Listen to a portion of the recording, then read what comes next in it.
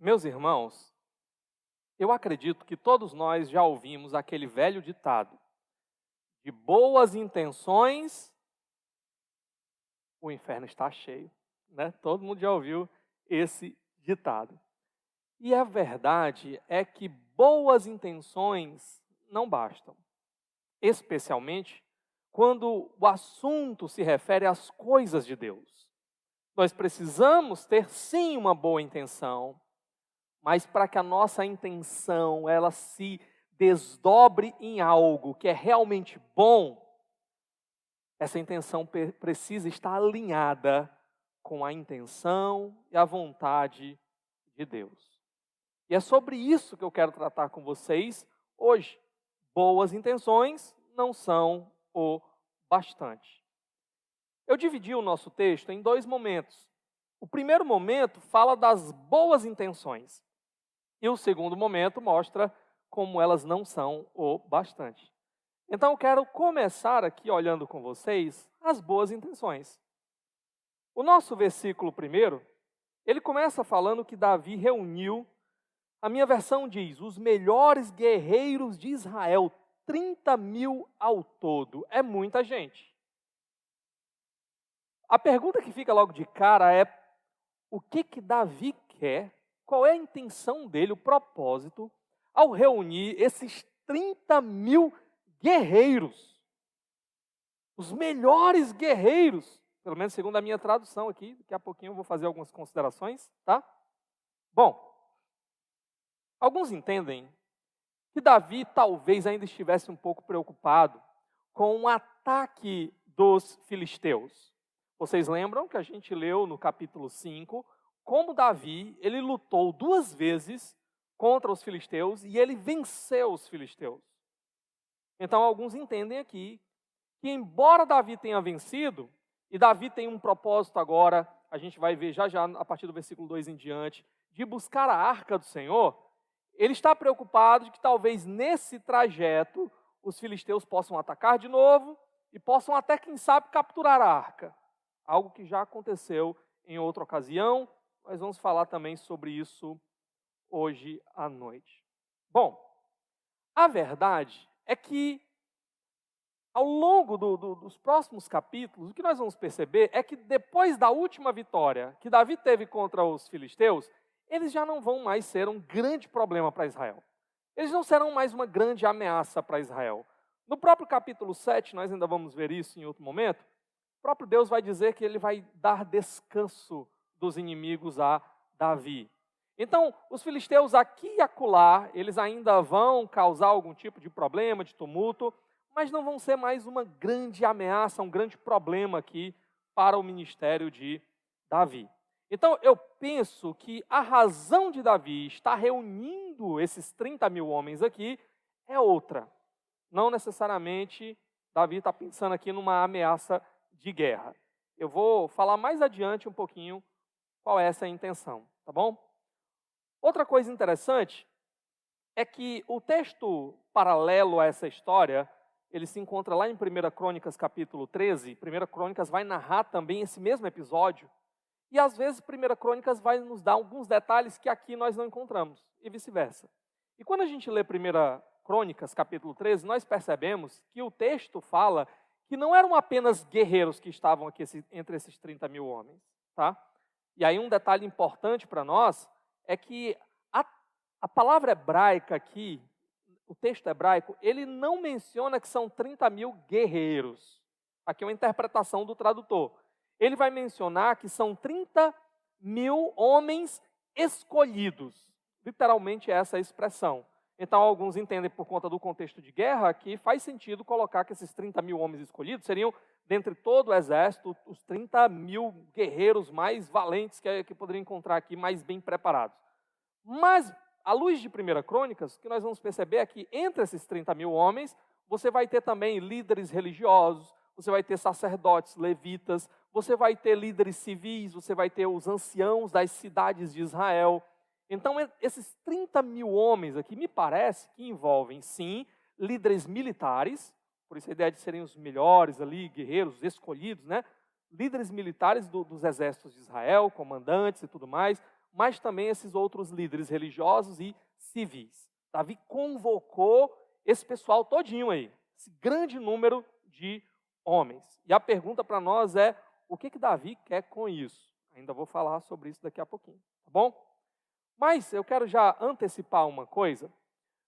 No domingo passado, quando a gente viu o capítulo 5, eu falei para vocês que haviam alguns paralelos entre o que nós encontramos, tanto no capítulo 5 quanto no capítulo 6 aqui, e o que nós encontramos em 1 Samuel, quando fala sobre a guerra que Israel teve com os filisteus, lá em Afec, ok? Essa foi uma guerra que ela marcou a história do povo de Israel.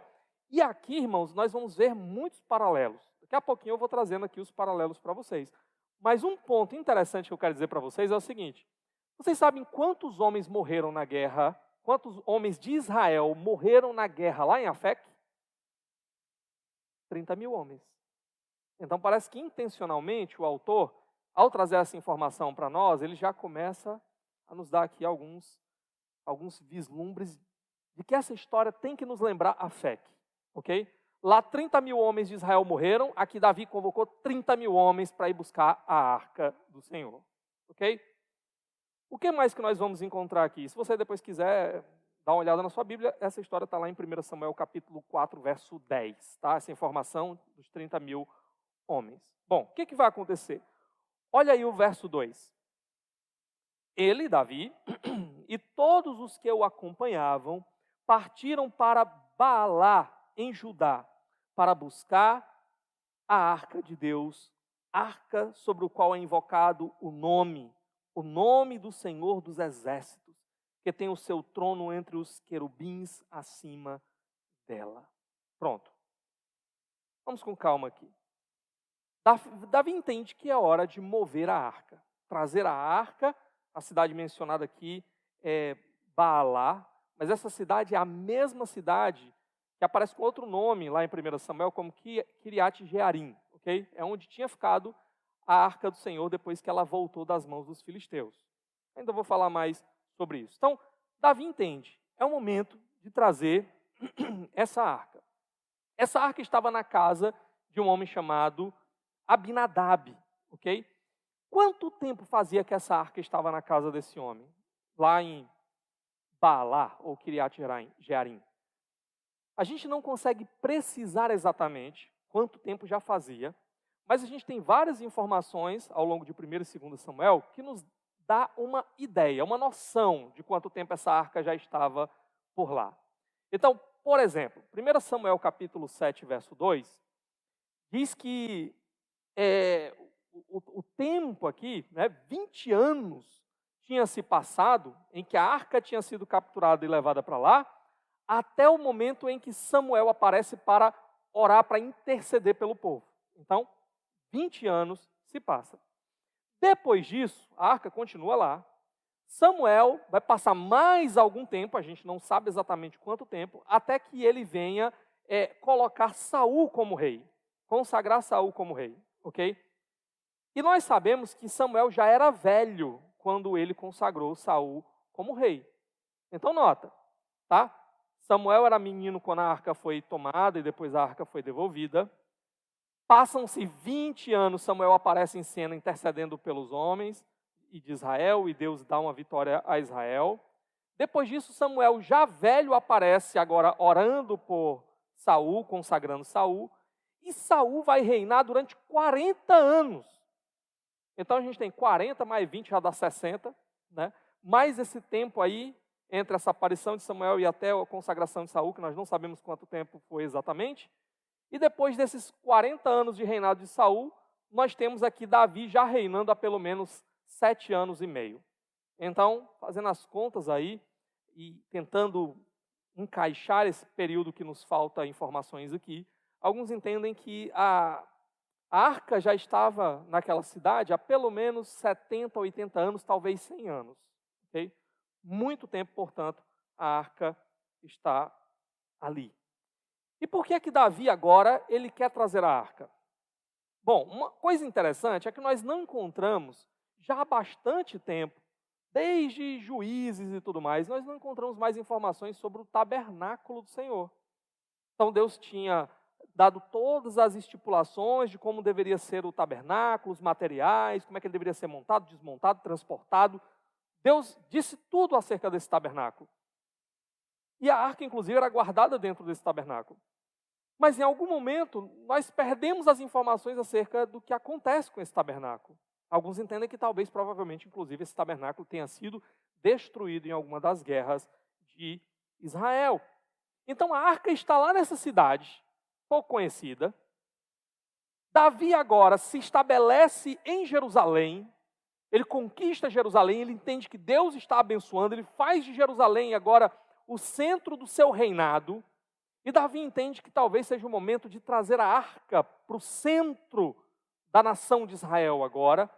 E Jerusalém se torne não apenas a cidade do rei, mas a cidade também do grande rei, o lugar onde Deus será adorado. Então ele tem essa intenção de trazer a arca para lá. Bom, o que nós vamos encontrar aqui? Durante todo o capítulo 6, o grande protagonista desse capítulo não é necessariamente Davi. O grande protagonista desse capítulo é a arca de Deus. A arca, ela vai ser mencionada pelo menos 15 vezes, ok? Tanto o capítulo 6 quanto o início do capítulo 7. Se a gente somar todas as vezes que a arca vai ser mencionada aqui, 15 vezes. Eu fui olhar lá, contar uma por uma para ver se estava certo mesmo. E aí tem um negócio interessante aqui. 7 vezes a arca vai ser mencionada como a arca de Deus, tá? A arca de Elohim. E 7 vezes a arca vai ser mencionada com o nome a arca do Senhor. Senhor em caixa alta, né? Que é quando a palavra está traduzindo o nome de Deus. Yavé, Yahvé, então a arca de Yavé, certo? Então 7, 7, 14. E tem uma vez só que aparece a arca sendo mencionada como a arca. Nem a arca de Deus, nem a arca do Senhor, só a arca. Okay? E é interessante porque a gente sabe que o autor, ele escolhe a maneira como ele vai se referir a algo, ele escolhe bem as palavras, ele tem uma intenção muitas vezes por trás disso, especialmente dentro da cultura hebraica, que lidava muito com a questão de números, ok? Números têm um significado muito importante. Então aqui, nós podemos perceber que a arca tem esses dois componentes de 7, que por um lado tem uma ideia de completude, mas por outro lado aponta para uma outra coisa, o 7º dia, o Shabat, ok? O descanso de Deus. É interessante que Deus descansou ao 7º dia, depois Deus estabeleceu consagrar o 7º dia, e depois esse dia que era um dia para descanso, para o cessar dos labores, para confiar, depender de Deus, adorar o Senhor, ele começa a se transformar na terra. A terra que o povo entrou é chamada de a terra do descanso, a terra do Shabat. E aí é interessante que em tudo isso Deus ele vai nos dando uma visão mais ampla da sua intenção por meio desse símbolo do sábado. A ponto que quando a gente chega no Novo Testamento, o autor de Hebreus, ele vai dizer que nos resta ainda um descanso. Esse descanso não foi dado de maneira plena, de maneira completa. E esse descanso ele é alcançado através do encontro com Cristo. É pela fé em Cristo que nós começamos a provar desse descanso. Nós começamos a provar desse, só sentir o gostinho, né, desse grande e final descanso, dessa terra superior que Deus tem preparado para nós. Ok? Aqui, não apenas nós temos esses elementos do 7, mas quando a gente chega no capítulo 7, nós vamos ver também o elemento do próprio descanso sendo introduzido mais uma vez. Deus prometendo dar descanso a Davi. Então, esses elementos eles vão se conectando. E a ideia do descanso bíblico aponta para uma realidade que Deus tem de Gênesis a Apocalipse, que é daquela plena harmonia entre Deus, o seu povo e a sua criação. Deus, ele deseja dar a nós essa plena comunhão com Ele, essa plena harmonia com Ele. Ele deseja vir e habitar no meio do seu povo. Quando Ele constrói o jardim, por exemplo, é o lugar da sua habitação. Você tem a criação da terra inteira, mas o jardim é o lugar onde Deus vem se encontrar com o homem, onde ele caminha. O jardim é como se ele fosse um pequeno templo de Deus, onde Deus e o homem têm comunhão e caminham juntos. E o jardim ele deve ser cultivado, porque a ideia é que aquele lugar, aquele pequeno lugar, ele seja cultivado, as suas fronteiras se ampliem e toda a terra se transforme nesse grande jardim de Deus, onde Deus habita e tem comunhão no meio do seu povo. É por isso que, falando de Gênesis, quando a gente chega em Apocalipse, nós vemos o novo céu e a nova terra se misturando. Deus vindo habitar plenamente no meio do seu povo, consumar essa sua habitação, essa sua comunhão no meio do seu povo. Ele nos deu uma antecipação desse desejo da própria vinda de Cristo. Quando Cristo vem e se faz homem, sendo Deus, ele se faz homem, ele recebe o nome de Emanuel. O que significa Emanuel? Deus conosco. Deus habitando conosco. João vai dizer que ele fez o quê? Ele se fez carne e habitou entre nós. A palavrinha lá, literalmente, é a palavra e tabernaculou entre nós. Uma expressão para se referir ao quê? O tabernáculo, o símbolo da habitação de Deus. Jesus, o próprio tabernáculo, a própria presença de Deus habitando no nosso meio. Ali era um gostinho daquele grande dia que nós vamos ter. Então Deus aqui, ele está expressando já, por meio dessas figuras, da arca, do templo e tudo mais, né, do tabernáculo, esse desejo, esse anseio de vir, entrar nesse descanso com o seu povo, nessa plena comunhão, estabelecer a sua habitação no nosso meio. Bom, o que mais? Aí nós temos uma descrição da arca. Olha comigo ainda aí no verso 2, alguns detalhes sobre a arca. Ele vai dizer que eles foram a Judá para buscar a arca de Deus, arca sobre a qual é invocado o nome do Senhor dos exércitos, que tem o seu trono entre os querubins acima dela. Vamos olhar aqui com calma, tá?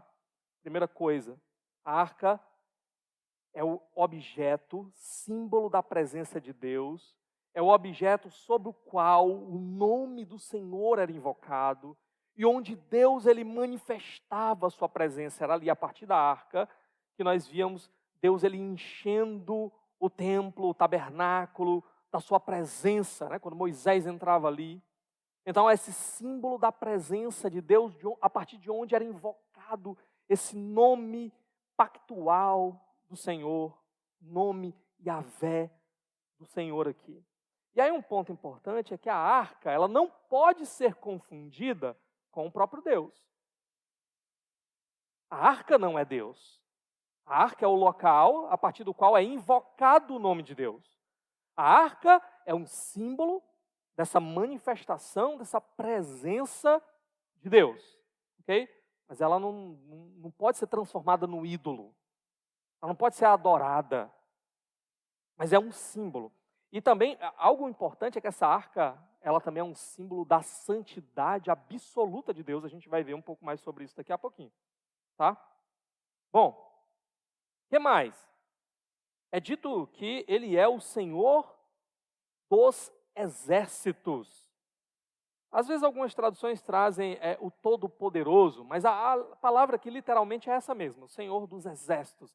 A palavra que é Sebaote, Senhor dos exércitos, aquele que tem, alguns traduzem como o Todo-Poderoso, porque essa figura, né, de Deus vindo com o seu exército poderoso, de fato é uma figura de grande poder. E a gente já viu, pelo contexto, como foi a última vitória que Davi teve contra os filisteus? Vocês lembram que Deus instruiu, você vai por detrás, você vai se esconder lá com o seu exército, lá debaixo daquelas árvores, e quando você ouvir o som de passos passando por sobre as árvores, aí você vai. É o sinal de que Deus, ele foi adiante para ferir o exército inimigo. A gente falou, inclusive, a interpretação principal do que seriam esses passos passando por sobre as árvores, seriam os anjos do Senhor. Seria o seu exército de anjos indo à frente para batalhar, para vencer esses inimigos. Tem uma interpretação de que talvez seria uma espécie de vento que passaria, faria aquele farfalhar das árvores e traria aquele som, como se fosse de passos, e esse vento significaria, seria um símbolo do espírito, né? A palavra para espírito e para vento no hebraico é a mesma, a palavra ruar, que seria então o espírito divino indo adiante para garantir a vitória, ok? Mas pelo contexto aqui, essa batalha dos exércitos e tudo mais, do Senhor aqui, o Tsebaote, parece realmente que a ideia de que os anjos é que estão em vista aqui, ela faz sentido, ok? E a palavra Tsebaote, ela também lembra muito a palavra Shabat, né? Palavrinha que a gente já viu aqui. Pode ser que o autor ainda esteja fazendo esses pequenos contrastes para ir alimentando a nossa mente, a nossa imaginação acerca do que ele vai fazer, tá? Outra coisa interessante, que tem o seu trono, o texto diz, que tem o seu trono entre os querubins, acima da arca, acima dela, ok? Aqui a figura de Deus, quando ele se senta no trono, né, a figura realmente do descanso. Quando Deus ele termina, e esse descanso não é um descanso passivo, Deus simplesmente para de fazer alguma coisa. Deus ele se senta e ele começa a governar aquilo que ele criou. É como se Deus ali, ele de fato estivesse no seu trono. E por que é dito que esse trono, né, entre os querubins aqui? A figura da arca, irmãos, era uma caixa revestida de ouro. Ela tinha algumas argolas, 4 argolas de cada lado. E acima tinha a tampa da arca, chamada de propiciatório. Eu ainda vou falar um pouco mais sobre isso. E tinha 2 figuras em cima dela, que era a figura dos anjos aqui, né? Dos querubins, ok? Esses seres, esculpidos ali em cima da arca, eles estavam com as suas asas apontando para frente, um de frente para o outro, e eles olhavam para a arca, né? A arca é chamada também de arca do testemunho. É como se eles estivessem vendo aquela arca e testemunhando do que há naquela arca. Eu não vou ter tempo para desenvolver muita coisa aqui sobre a arca, mas o que é que tinha dentro da arca? Basicamente nós tínhamos as tábuas da lei, nós tínhamos um pouco de maná, nós tínhamos também a vara de Arão que floresceu, e tudo isso tinha um significado. Tudo isso significava o governo de Deus, a autoridade de Deus, né? A vara, Deus com esse seu governo, a figura do maná, Deus como aquele que vem e supre as necessidades do seu povo, as tábuas, né? Deus ele dando a sua lei, ele liderando o seu povo e dizendo como o seu povo deve viver. E esses anjos são testemunhas daquilo. Basicamente, eles são testemunhas da rebelião do povo contra tudo isso também, não é? A vara significa a rebelião do povo contra esse governo de Deus.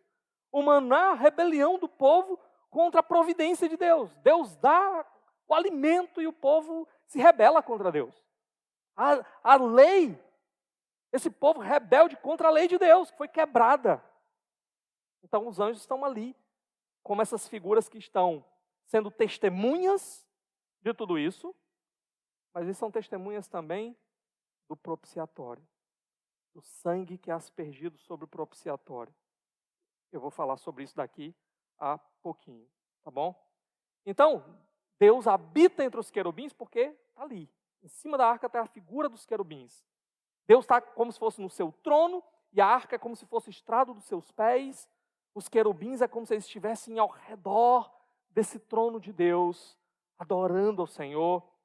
Quando Deus nos dá uma pequena visão de como as coisas acontecem na glória, na região celestial, onde Ele habita, nós vemos sempre essa figura dos querubins adorando, dizendo santo, santo, santo. A primeira coisa que se manifesta quando Deus se apresenta e nós vemos esses querubins, esses anjos ao redor adorando o Senhor, é a sua santidade absoluta. Santo, santo, santo, santo. É como se isso fosse aquilo que mais aparece a partir da presença de Deus. A sua santidade absoluta. Deus tão glorioso, tão santo, que até esses anjos cobrem o rosto na sua presença. Bom, que mais que nós encontramos aqui, depois da descrição da arca? Olha os versos 3 e 4 comigo. Puseram a arca de Deus num carroção novo e a levaram da casa de Abinadab na colina. Uzá e Aiô, filhos de Abinadab, conduziam o carroção. Com a arca de Deus, Aiô andava na frente dela. Até aqui vamos, com calma aqui, olhar alguns detalhes, tá? Então Davi decide trazer a arca. Em 1 Crônicas 13, nós vamos ver que Davi discute isso com a liderança de Israel, com aqueles homens, né, que foram mencionados no início. Ele fala, e aí, vamos trazer? Vamos trazer? E aí parece que eles discutem ali os detalhes, ajustam os detalhes, mas como é que nós vamos trazer? Como é que vai ser o procedimento? O texto aqui, ele já vai direto ao ponto e mostra como é que vai ser trazido. E aí, como é que eles vão transportar essa arca? Eles decidem trazer dentro de uma carroça nova de bois, né? Um carro novo de bois. É claro, a arca é considerado, por ser esse símbolo da presença e da santidade absoluta de Deus, como o objeto mais sagrado aqui para os israelitas. Então, não podia pegar um carro que já tinha transportado palha, estrume ou qualquer outra coisa e botar a arca ali, né? Não, tem que ser um carro novo, ok? Vamos botar lá no carro novo e os bois vão à frente, puxando essa arca de Deus. Agora, nós já vimos em algum outro lugar essa cena acontecendo de um carro de bois transportando a arca do Senhor? Será que alguém lembra? Onde foi que isso aconteceu?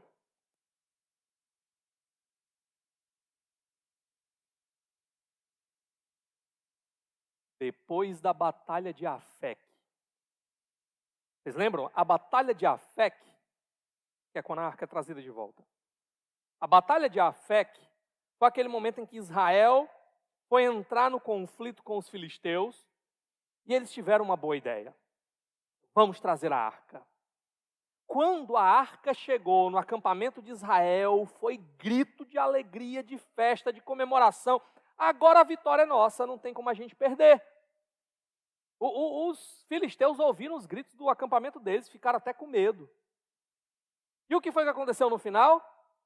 Eles perderam a guerra e perderam a arca. Porque eles trataram a arca como se fosse um ídolo. Não era a presença de Deus, o relacionamento deles com Deus que garantia a vitória, a confiança deles, era simplesmente ter a arca no meio deles. Deus não se deixa usar como um mero ídolo. Deus não se deixa usar para os seus próprios propósitos. Então Deus, ele se deixa capturar como se Deus ele estivesse se exilando ali, estivesse abandonando o povo. E Deus mesmo vai vencer essa batalha contra os filisteus sozinho. A arca é levada, é botada dentro do templo de Dagon. E aí vocês lembram, né? Que aí, quando é no outro dia de manhã, a estátua do deus dos filisteus, a Dagon, está caída com o rosto no chão. Aí eles levantam, organizam tudo de novo. No outro dia ela está caída e a cabeça está cortada. E aí Deus começa a trazer tumores para o povo. Até que aquele povo começa a dizer, gente, não tem como não, vamos devolver essa arca aí. Não dá para a gente ficar aqui, não. Eles mandam para outra cidade, lá dos filisteus. Quando chega na outra cidade, aí a praga começa, o povo, não, tira esse negócio daqui, manda para outra cidade, isso aqui não vai entrar. E aí eles se reúnem e dizem, nós temos que dar um jeito. O que a gente vai fazer? Vamos devolver a arca. Deus derrota eles sozinho, né? E aí, como é que eles devolvem a arca? Vamos lá, vamos botar em cima de um carro novo, de bois, né? Tem que ser com honra, com reverência, com cuidado. Vamos pegar esses bois aqui, eles fazem um teste, né? Vacas que ainda estavam amamentando. Por quê? A tendência natural daquelas vacas eram elas querem voltar para onde estavam os seus bezerros. Então, se aquelas vacas, elas fossem contra o instinto natural delas e guiassem aquele carro até a direção dos israelitas, então realmente o Deus de Israel estava conduzindo todo aquele processo. E é isso que acontece. Eles vão observando de longe, mandam uns presentes de ouro lá, né, em cima da arca, e a arca vai até Kiriat Jearim. Ok? Então, basicamente, ao que parece, Os israelitas aqui, eles se lembram desse episódio e eles pensam, como é que a arca foi transportada da última vez? Dentro de um carro de boi. E a arca foi levada e deu tudo certo no final. A arca chegou até nós. Então o que a gente vai fazer agora? Carro de boi novo, arca em cima, toca o barco, ok? Até um outro paralelo interessante é que o texto ele faz questão de frisar, ele vai repetir isso mais de uma vez, o elemento aqui dos 2 filhos de Abinadab. Porque quando a arca foi levada para a Afec, para aquela batalha, quem foi que levou aquela arca? Outros 2 filhos. Na ocasião, os 2 filhos de Eli, ok? Sacerdotes ali, corruptos, ímpios, né? Levam a arca. Então a ideia é, os 2 filhos de Eli levaram a arca, agora nós temos esses 2 filhos aqui que estão trazendo a arca de volta para Israel, os filhos de Abinadab, ok? Bom, um ponto interessante é que, ao que tudo indica, esses 2 filhos de Abinadab não eram levitas nem sacerdotes. Quando a arca ela volta a Kiriat Jearim, ela chega ali, o povo faz uma festança para a arca, mas o povo não tem cuidado com a arca. Eles não têm a devida reverência à arca. Eles colocam ela sobre uma rocha e depois eles vão mexer na arca, abrir a arca, olhar o que tem dentro da arca. E por causa daquilo, a ira do Senhor se acende e morre um bocado de gente lá naquela cidade. A ponto que o povo fica atemorizado e diz assim, não, leva a arca para outro canto. É assim que ela vai parar lá na casa de Abinadab, em Kiriat Jearim. Ok? Então aqui, nós temos um detalhe interessante. Quem está conduzindo agora essa arca não são levitas. São esses 2 filhos aqui. Certo? Bom, como eu já disse para vocês, Deus sempre quis habitar no meio do seu povo.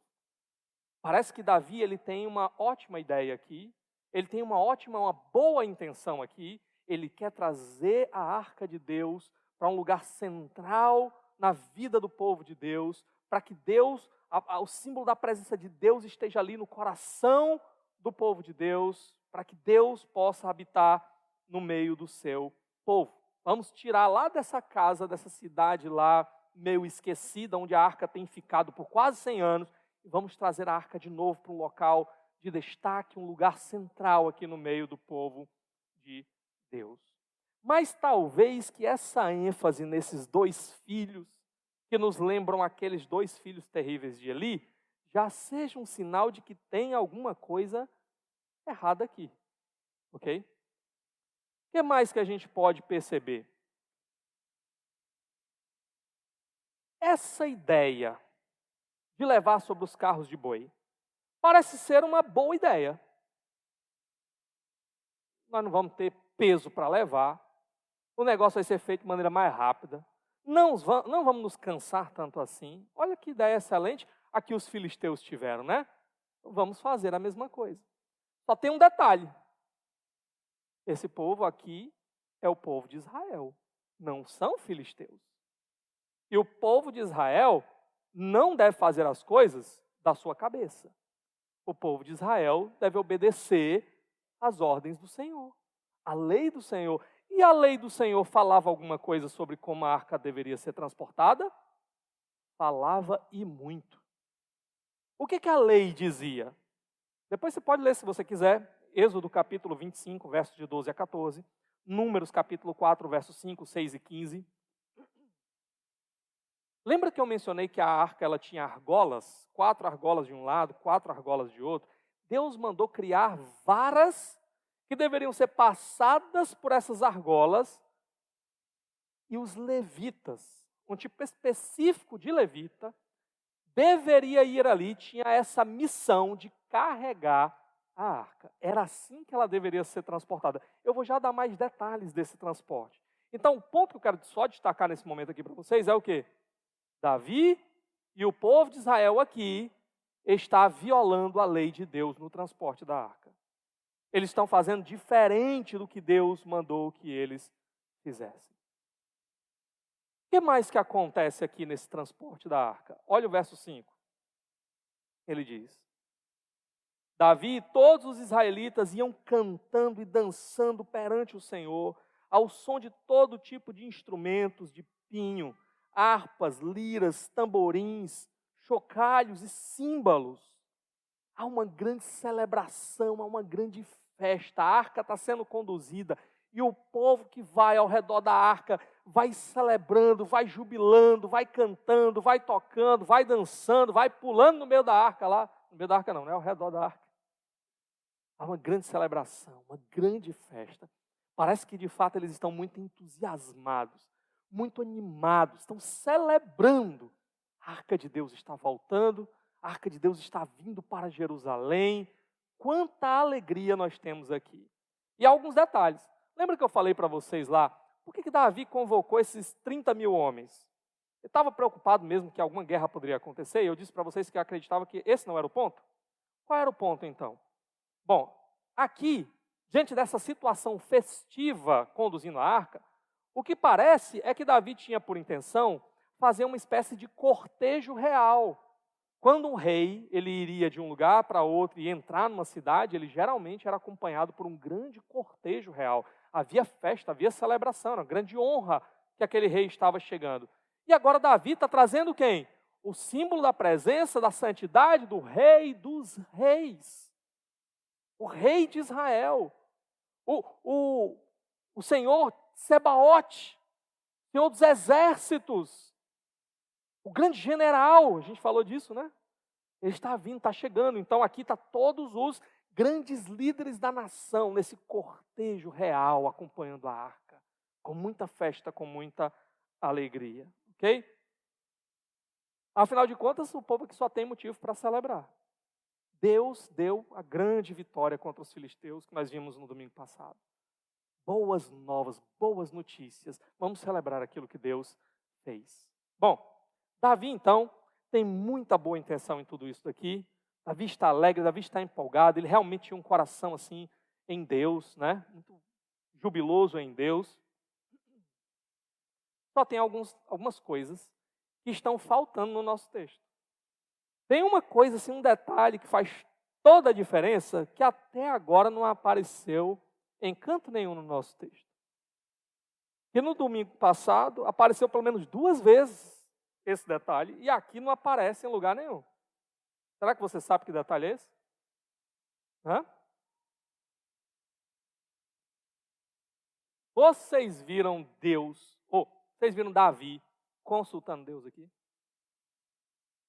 O detalhe mais importante, mais fundamental.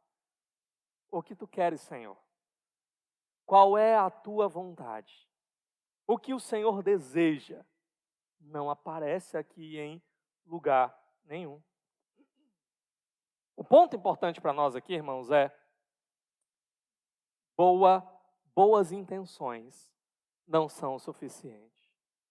Você pode ter boas intenções, mas essas boas intenções têm que estar alinhadas com as intenções de Deus, para que elas de fato sejam boas. Se elas não estiverem alinhadas com a vontade de Deus, elas não vão ser boas de verdade. E é por isso que a gente chega então no nosso segundo e último momento aqui. É o momento em que nós vamos ver que, de fato, as boas intenções de Davi não são o bastante. E não apenas as boas intenções de Davi. Olha aí o verso 6 comigo. Quando chegaram à eira de Nacon, Uzá esticou o braço e segurou a arca de Deus, porque os bois haviam tropeçado. Essa imagem aqui da eira era um lugar onde geralmente os trigos colhidos eles eram colocados e ali com algum animal, uma carga pesada, ali, seria passado por cima daquele trigo, de modo que ele pudesse ser quase que moído ali. E aí, no processo de retirar os grãos, depois de ter sido moído ali, você vinha com uma espécie de garfo assim, levantava, o vento levava a palha e o grão ia caindo, o grão ia ficando. Só que aquilo deixava também aquele local muito, um pouco disforme, não é? E aí esses 2 bois estão vindo, eles estão passando agora por essa eira, e eles começam ali a ter dificuldade, a tropeçar e a a carroça parece que começa a se movimentar de uma maneira que ela não deveria, a ponto de que a arca, a imagem aqui, ela parece induzir a gente a entender que a arca ela vai virar, que ela pode cair. E o que é que Uzá, que está ali conduzindo esses bois junto com seu irmão, o que é que ele faz? Fala, meu Deus, a arca vai cair, né? Estica o braço, ele agarra a arca, ele segura a arca para que a arca não caia. O que é que acontece com ele nesse exato momento? Ele é fulminado pelo Senhor. Ele morre ali mesmo. Irmãos, a grande pergunta que vai se levantar para nós nesse momento é por quê? Não é? Por quê? A intenção de Uzá parece ser a melhor das intenções. Eu não vou deixar a arca cair no chão. O objeto mais sagrado que nós temos, símbolo da presença da santidade de Deus. Eu tenho que fazer alguma coisa. Eu vou segurar a arca. Por que Deus, então, fulmina Uzá, que está tão cheio aqui de boas intenções? Eu acho que todos nós, quando lemos esse texto, nos fazemos essa pergunta, não é? Por quê? Por quê? Porque Deus foi tão severo. Sabe, além dessa passagem aqui, só há uma outra passagem, só duas passagens, tanto 1 quanto 2 Samuel, que mostra Deus ele se irando contra um indivíduo em particular. Há momentos em que mostra a ira de Deus se acendendo contra Israel, enquanto nação, enquanto povo. Mas com relação a um indivíduo específico, então é um caso muito singular o que acontece aqui. E a pergunta é, por quê? Eu vou dizer para você que só em fazermos essa pergunta, por quê, nós já estamos denunciando algo acerca de nós mesmos. Eu vou já dizer o que é. Mas vamos ver aqui alguns detalhes, tá bom? Olha o verso 7 comigo. A ira do Senhor acendeu-se contra Uzá, por seu ato de irreverência. Por isso Deus o feriu e ele morreu ali mesmo, ao lado da arca de Deus. Irmãos, desde o começo desse trajeto, desse percurso aqui, Deus ele vem tolerando o que está acontecendo. Desde o começo já está tudo errado. Não é que aconteceu alguma coisa errada agora. Desde o começo. Desde o começo eles estão violando a lei de Deus, a vontade de Deus, fazendo as coisas da cabeça deles, imitando os filisteus, um povo do qual eles deveriam ser diferentes. Tudo isso desde o começo agora. E parece que quando Uzá, ele decide esticar a mão e agarrar a arca, é como se fosse só a gota d'água num negócio que já estava totalmente errado. Mas talvez ainda a gente se pergunte, por quê? Por quê? Aqui, o texto diz que há uma falta de reverência. Eu pretendo esclarecer um pouco mais isso aqui para vocês, mas um ponto importante aqui, irmãos, é, olha o cúmulo do que está acontecendo. Além de estarem desobedecendo a Deus completamente, há esse momento em que a coisa é tão terrível que a própria arca de Deus está a ponto de cair e se espatifar no chão. Olha o nível que eles levaram o negócio. Deixa eu tentar dizer uma coisa para você. Quando nós perguntamos, por que o Senhor parece estar sendo tão severo aqui?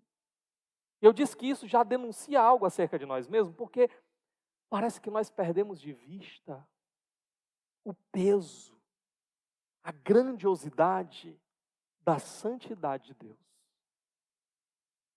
Eu falei para vocês, a arca é um símbolo da santidade absoluta de Deus. A gente perdeu isso. Deus, ele está ensinando por meio dessa figura da arca, desde o início, algo acerca dessa sua santidade grandiosa. É preciso a gente entender, irmãos, que não era qualquer um que podia se aproximar da arca. Somente levitas poderiam se aproximar da arca, mas tem detalhe aqui. Os levitas que poderiam se aproximar não era qualquer levita também. Eram os filhos de Coré. Eles iam chegar com aqueles bastões, eles iam colocar ali nas argolas da arca, e o texto vai dizer que eles tinham que ter todo o cuidado para eles não tocarem na arca, porque senão eles morreriam. Deus já tinha dito. Eles eram levitas. E a gente precisa entender. O levita era uma tribo dentro de Israel, e ela já era separada desde o nascimento, consagrada para o serviço a Deus. O levita era alguém que desde a infância deveria dedicar a sua vida a um tipo de vida que pudesse se conformar ao padrão de Deus, para servir a Deus e servir ao povo de Deus. Então já é um povo separado. Dentro desse povo separado ainda tinha um povo mais separado. Os filhos de Coré, que tinham essa missão de levar a arca. Mas os filhos de Coré também não podiam nem tocar na arca. Porque antes deles se aproximarem com os bastões, precisava ainda ir um povo mais separado ainda, que era Arão e os seus filhos, os sacerdotes. Eles iriam ali com o próprio tecido do tabernáculo e eles cobririam a arca. Não era nem para estar sendo vista a arca. Eles cobririam a arca, enrolariam a arca. E então, ao ser coberta, os outros iam, colocavam os varões e levavam esses varões. Não toquem para não morrerem. E além de tudo isso, tinha só um homem, o mais separado de todos, o sumo sacerdote, que era quem podia entrar na presença da arca uma vez por ano. Ele deveria ir com todo o cuidado. E quando eu falo com todo o cuidado, é que tinha toda uma preparação antes, toda uma busca de purificação antes, para que ele pudesse entrar naquele lugar. As suas vestes, elas tinham como se fossem sininhos amarrados nas suas vestes. Porque ele poderia morrer ali dentro. E se ele morresse lá, ninguém podia entrar lá. Fazia o quê? Ele entrava com uma corda amarrada nele. Porque se ele morresse lá dentro, eles iam puxar a corda de fora. Só esse homem, uma vez por ano, no dia da expiação, ia poder entrar ali onde estava a arca. O que Deus está ensinando através de tudo isso? De todas essas figuras, de todo esse procedimento, esse ritual. O que Deus está ensinando? Que Ele é tão puro de olhos, que Ele não pode contemplar o mal e o pecado. Que Deus é tão santo, Ele é tão puro, que para entrar na sua presença é necessário santificação. Ele deseja vir habitar no meio do seu povo, mas para isso o seu povo tem que ser um povo santo. Deus, Ele é tão puro, tão santo, que a sua ira se acende contra o mal e contra o pecado do seu povo. E esse povo deveria ser consumido. A presença de Deus é perigosa para pecadores como nós. É por isso que havia o dia da expiação. Porque o sacerdote, o sumo sacerdote, entrava lá, depois de ter se consagrado, ele colocava o sangue sobre ele, e ele ia lá e colocava o sangue sobre o propiciatório de Deus. Ele levava 2 animais que seriam sacrificados, na verdade um seria sacrificado, e o sangue desse animal é que era aspergido sobre ele, sobre o propiciatório, e o outro animal, ele colocava as mãos sobre a cabeça daquele animal, como um símbolo de que ele estava transferindo o pecado do povo para aquele animal, e aquele animal era mandado no caminho do deserto, como se ele estivesse levando o pecado do povo para longe. E a ira de Deus, que deveria vir e fulminar aquele povo pecador, via o sangue, aquele animal que foi morto no lugar daquele povo, viu o sangue sobre o propiciatório, e a ira de Deus se desviava do propiciatório. Deus não pode ser contaminado pelo nosso mal, pelo nosso pecado. Por isso Ele é um Deus santo, um Deus separado. E para entrar na sua presença é preciso consagração, santidade. Esse é o ponto. E a arca é o símbolo máximo de tudo isso. Mas agora, o que nós temos aqui? Um povo está em completa desobediência diante de Deus, manuseando as coisas de Deus, e enfiando a mão suja de pecado na santidade absoluta de Deus. Esse é o ponto aqui. Por isso a ira de Deus se manifesta. Deixa eu tentar ilustrar isso para você. Imagine, chega um povo e diz para Deus: Senhor, nós agora vamos te adorar aqui. Nós já sabemos de tudo aqui, Senhor. Viemos prestar culto, celebração. Eles estão falando isso para o Deus que tem os anjos puros na sua presença, como eu já falei. Os querubins cobrem os rostos diante de Deus. Aí eles chegam: nós vamos agora celebrar o Senhor. Aí Deus dissesse assim: olha, eu já escrevi, eu já revelei, viu? Como é que eu devo ser adorado? Não precisa não, Senhor. A gente já sabe. Pode deixar que a gente desenrola isso daí. A gente sabe que o culto tem que ser uma coisa festiva. Então o que a gente vai fazer? Muito alegre? A gente vai vir, a gente vai dançar, a gente vai fazer uma festança. Nós vamos trazer da melhor bebida aqui para o nosso meio, e todo mundo vai beber até se alegrar, e nós vamos pular, e nós vamos celebrar. A gente já até alugou aquela casa de show ali para a gente fazer esse negócio. Aí Deus pega e diz assim, ó, espera aí, mas não, Senhor, não precisa se incomodar, fique tranquilo. Depois disso tudo, a gente ainda vai ter um momento de brincadeira. Senta aí que o Senhor vai ver agora. E aí começava a festa, do jeito que esse povo inventou, né? E pulando, e dançando, e bebendo. Imagina aí, quando está todo mundo já embriagado. Agora está na hora das festas, Senhor. Aí viesse empurrar Deus. Vamos brincar aqui com o Senhor. Vamos trocar as roupas de Deus. Vamos maquiar Deus. Vamos fazer as coisas do jeito que a gente acha que é engraçado aqui, que é legal. Parece um grande absurdo isso daqui, meus irmãos. Imagina Deus olhando para tudo isso. Mas é algo semelhante que está acontecendo aqui. Esse povo está dizendo que está indo adorar a Deus. Não estão nem aí para o que Deus disse de como é que ele deve ser adorado. Estão fazendo as coisas da cabeça dele, imitando os ímpios. E metendo as mãos sujas na santidade de Deus. Querendo mexer em Deus. Esse é o ponto, e Deus está aqui. Observando tudo isso. A grande questão, irmãos, é que Deus não é seu parceiro. Essa é a verdade. Nós vivemos numa cultura que tem banalizado Deus cada vez mais. Ele é o cara lá de cima, né? Deus não é o nosso parceiro. Deus é Deus. Deus é santo. Deus deve ser adorado como Ele diz que deve ser adorado. O nosso papel, então, é ir para Ele. O que Tu queres, Senhor? Senhor, o que Te agrada, Senhor? A Tua vontade, não a minha, Senhor. O que Tu queres, Senhor? Eu me prostro, eu me curvo diante de Ti, e todo o meu desejo, o meu esforço é simplesmente para Te obedecer, é entender o que Tu queres e Te obedecer. Diz, Senhor, o que o Senhor deseja. A ideia de adorar a Deus aqui é uma boa ideia, há uma boa motivação aqui, mas isso não é suficiente. Tem que ser do jeito de Deus. O que acontece aí? Olha o verso 8. Davi ficou contrariado, porque o Senhor, em sua ira, havia fulminado Uzá. Até hoje aquele lugar é chamado Perez Uzá. Detalhe interessante. Davi ficou contrariado. Tem algumas versões que colocam Davi se entristeceu. Mas a palavra aqui parece ser uma ideia de que Davi ficou irado.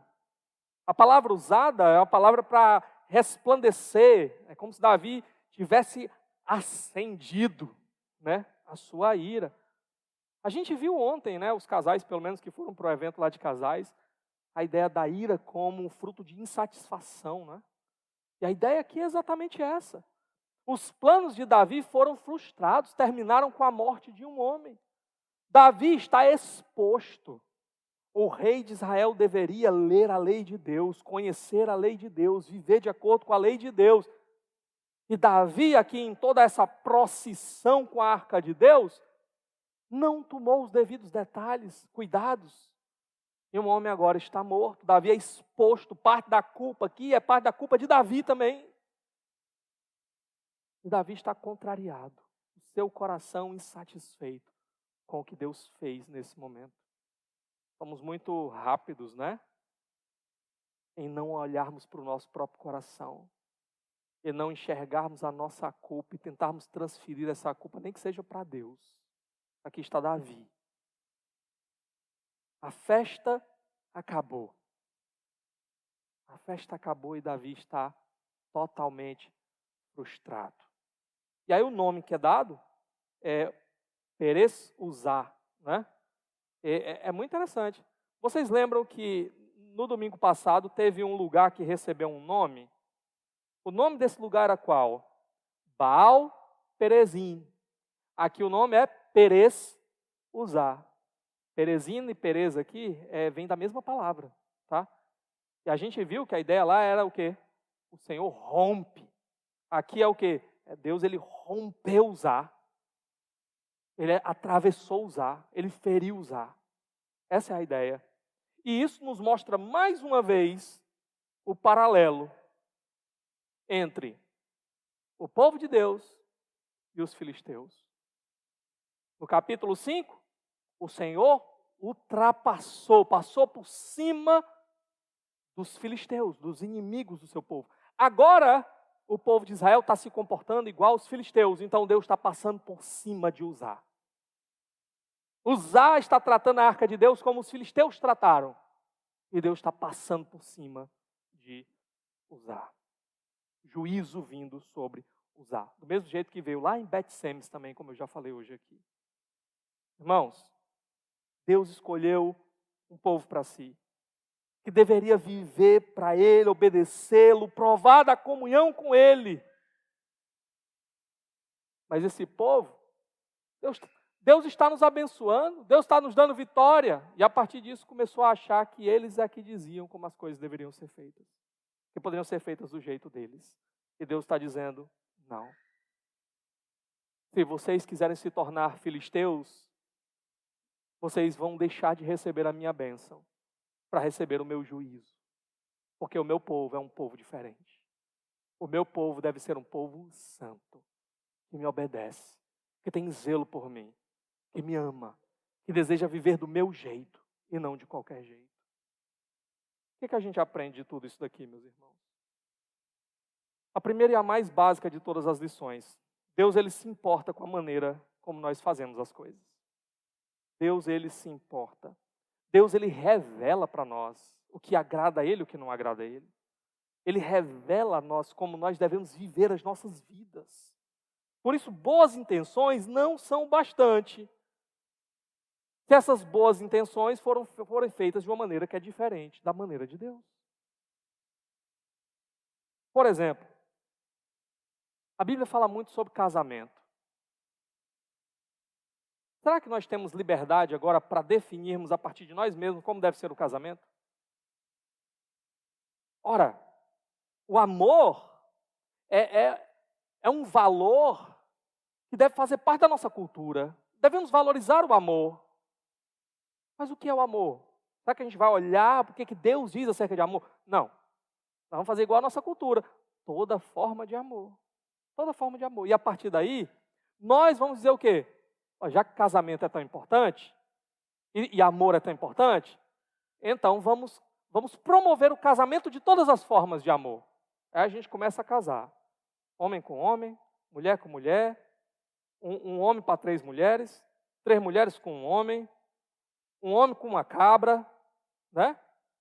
E a gente vai desenvolvendo nós mesmos, nossos padrões, as nossas formas de amor e de casamento. Temos liberdade para fazer isso? Nós somos cristãos, não temos. Porque nós já temos um manual aqui. Nós já temos a palavra de Deus que nos diz o que é amor, o que é casamento, como é que as coisas devem ser. Se nós começarmos a ignorar a palavra de Deus, fazer as coisas pela nossa cabeça, se nós começarmos a nos tornar como os filisteus, como o mundo, e não como o povo de Deus deve ser, não ache que Deus vai te receber e que a bênção de Deus vai estar sobre você. A marca do povo de Deus é um coração que anela pela vontade de Deus, que tem prazer nele, nas coisas dele, do jeito dele. Por isso, meus irmãos, nós também não podemos tratar o culto de qualquer jeito. Nós vamos nos reunir agora, como povo de Deus, na igreja de Deus. E aí como é que a gente vai prestar culto a Deus? Vamos ver o que está na moda por aí? Aí a gente bota o que estiver na moda aqui. Então a gente faz do nosso jeito, do jeito que parece que vai dar mais certo, do jeito que o povo lá fora gosta. Vamos fazer do jeito deles que vai ser sucesso. Não temos essa liberdade.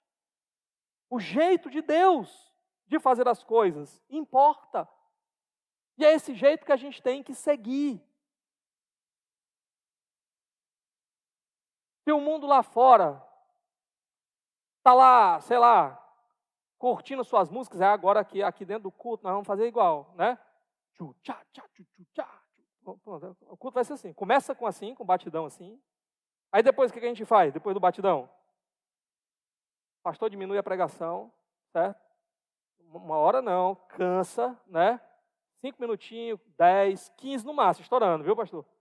E nada desse negócio assim de confrontar pecado, essas coisas, não vamos falar nisso.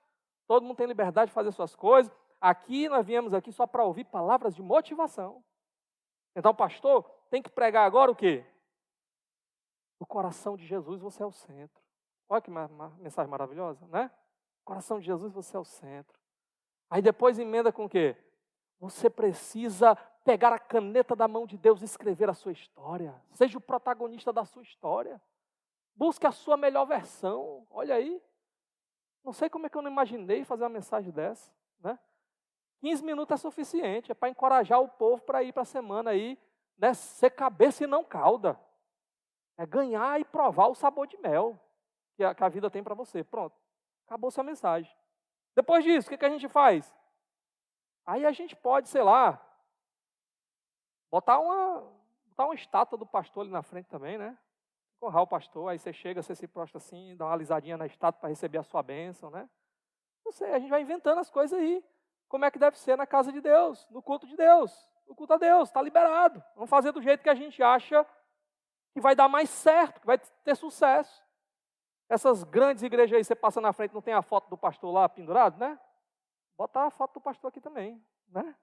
Por que não? Não é não? Importante é que vai ter muita gente. Importante é isso.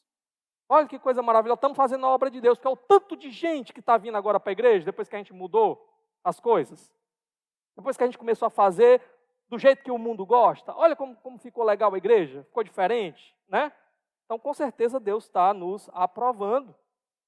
Por que a gente não termina o culto com uma banheira de Nutella? O pastor pula dentro da banheira de Nutella. Tanto de gente que ia vir da Itaitinga para ver isso daí, não é não? Eita, é a igreja ali que o pastor pula dentro da banheira de Nutella no final do culto. Vocês acham que não ia vir gente olhar, não? Né? Por que a gente não faz desse jeito? Vamos fazer o que chama atenção, o que dá certo. Que tal a gente acabar, por exemplo, com esse negócio de disciplina eclesiástica? Pastor, mas a Bíblia fala aqui não, mas não precisa ouvir a palavra de Deus, né? Quando Davi foi transportar a arca, ele nem procurou ouvir o que Deus queria. A gente faz do nosso jeito. E esse negócio de disciplina só serve para o povo ir-se embora da igreja. Se a gente não disciplinasse ninguém aqui, tinha mais gente na igreja, não tinha não? Tinha. Até um bocado, né? Aí no final a gente disciplina, o povo fica com raiva da gente. É por isso que não dá certo. Vamos acabar com esse negócio de disciplina. A igreja vai ficar cheia. O importante é simplesmente uma coisa, que tenha um monte de gente aqui e que o pessoal venha também e contribua, né? Porque aí a gente vai transformar essa igreja aqui num negócio, vamos comprar outro terreno, fazer um negócio assim ainda maior. Pronto. Por que a gente não faz assim?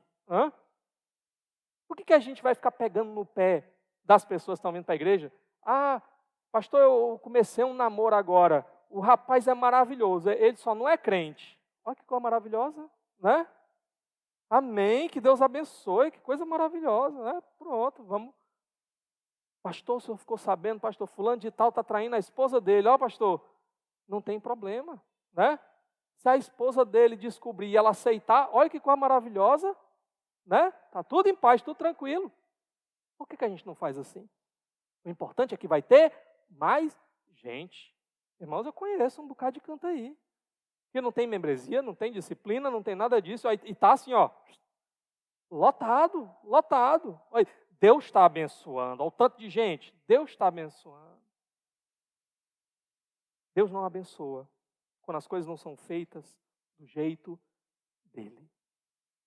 Não se iluda, achando que números, que isso, aquilo. Deus quer ver fidelidade.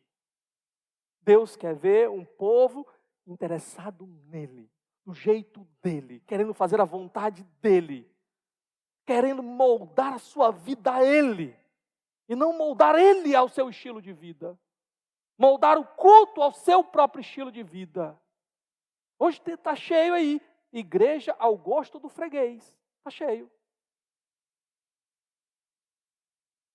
Mas nós temos que ser uma igreja ao gosto de Deus, que faz a vontade de Deus. E se alguém está aqui, por qualquer motivo, que não é por Deus, que essa pessoa possa perceber que nós não vamos mudar a igreja por causa dela. Se nós tivermos que mudar a igreja em alguma coisa, que seja por causa de Deus. Porque a gente entendeu que tem alguma área que a gente está falhando e Deus não está se agradando de nós. Mas não pela vontade dos outros, pela vontade do mundo, que custe o que custar. Jesus foi perseguido, custe o que custar. Porque no final o que importa é agradar ao Senhor. Eu quero terminar dizendo uma coisa. Eu falei aqui sobre a figura do propiciatório que estava sobre a arca. Que a ira do Senhor se acendia e ele via o sangue no propiciatório e ele passava por sobre aquele sangue. O Novo Testamento vai nos dizer que Cristo Jesus é o propiciatório. Ele é a propiciação pelos nossos pecados. Sabe por que hoje nós podemos nos aproximar de Deus, adorar o Senhor, e não somos fulminados, Ele recebe a nossa adoração. Sabe por que hoje nós não caímos aqui durinho no chão, igual Uzá?